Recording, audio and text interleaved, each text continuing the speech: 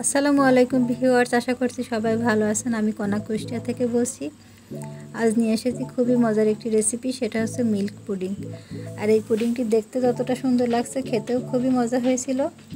তো চলুন দেখে আসা যাক কীভাবে আমি এই পুডিংটি বানিয়েছি।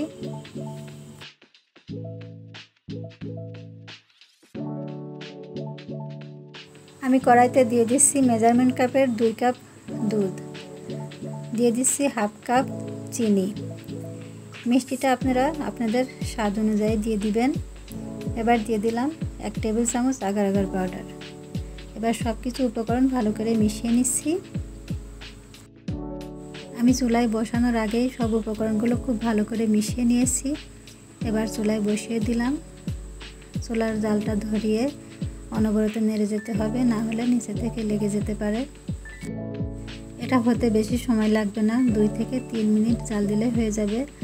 তো আমি এখানে 2 থেকে 3 ফোঁটা মতো ভ্যানিলা এসেন্স দিয়েছি। তো সেটা ভিডিওতে ওঠে নাই কোনো কারণে, তো আপনারা চাইলে এলাচ গুঁড়াও দিতে পারেন। তো আমি এখানে ভ্যানিলা এসেন্স দিয়েছি। তো দেখুন দুধে বলক উঠে এসেছে। তো আমি এভাবে 2 থেকে 3 মিনিট মতো জাল দিয়ে নিব। দেখুন দুধটা জাল দেওয়া হয়ে গিয়েছে। এবার একটা বাটিতে ঢেলে নিচ্ছি। তো এটা ঠান্ডা হওয়া পর্যন্ত অপেক্ষা করব। দেখুন আমার পুডিংটা খুব সুন্দরভাবে জমে গিয়েছে। তো এবার পুডিংয়ের উপরে লেয়ারটা করে নিব। তো আমি কড়াইতে দিয়ে দিচ্ছি 1.5 কাপ পানি। এখানে মেজারমেন্ট কাপে 1.5 কাপ পানি দিয়েছি। আর দিয়েছি 1/3 কাপ চিনি, দিয়ে দিলাম সামান্য জর্দার কালার।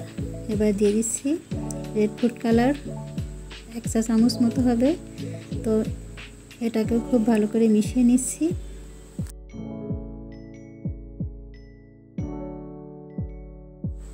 আমি সব উপকরণ খুব ভালো করে মিশিয়ে চুলায় বসিয়ে দিয়েছি।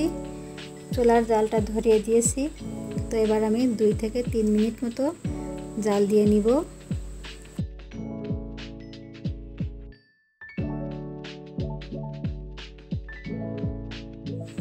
আমি এখানে দিয়ে দিচ্ছি হাফ টেবিল চামচ আগার আগার পাউডার। তো আমি এখানে 1 টেবিল চামচের অর্ধেক দিয়েছি। তো আপনারা ভিডিওটা দেখলে বুঝতে পারবেন। তো সব উপকরণ আবারও খুব ভালো করে মিশিয়ে নিচ্ছি।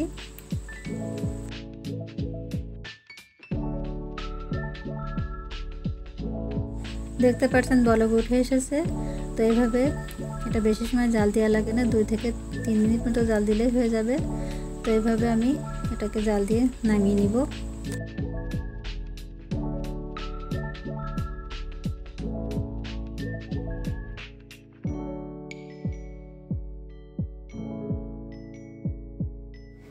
ভিউয়ার্স দেখুন আমার পুডিংটা কত সুন্দর সেট হয়ে গিয়েছে।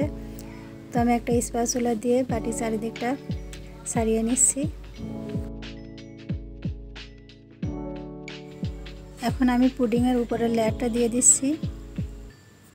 উপরের লেয়ারটা ঢেলে দিয়ে একটা স্প্যাচুলা দিয়ে একটু ভালো করে নেড়ে ছেড়ে দিতে হবে, যাতে করে ভিতরে খুব ভালো করে প্রবেশ করে। তো এই কাজটা একটু সাবধানে করতে হবে, না হলে পুডিংটা ভেঙে যেতে পারে। এবার পুডিংটা সেট হওয়া পর্যন্ত অপেক্ষা করব।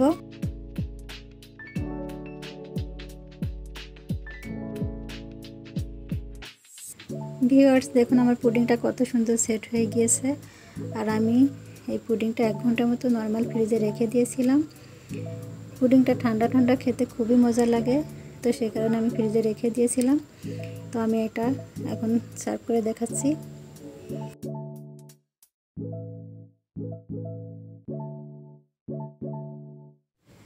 মাশাআল্লাহ আমার পুডিংটা কত সুন্দর হয়েছে ভিউয়ার্স। পুডিংটা দেখেই তো মন ভরে যাচ্ছে, আর খেতে অসম্ভব মজা হয়েছিল। তো বাসায় একবার হলেও এভাবে বানিয়ে দেখতে পারেন, আশা করি ভালো লাগবে। তো খুবই অল্প উপকরণে এই পুডিংটা বানানো যায়, একবার হলেও বাসায় ট্রাই করে দেখতে পারেন। তো দেখুন আমি ভিতরটা কেটে দেখাচ্ছি।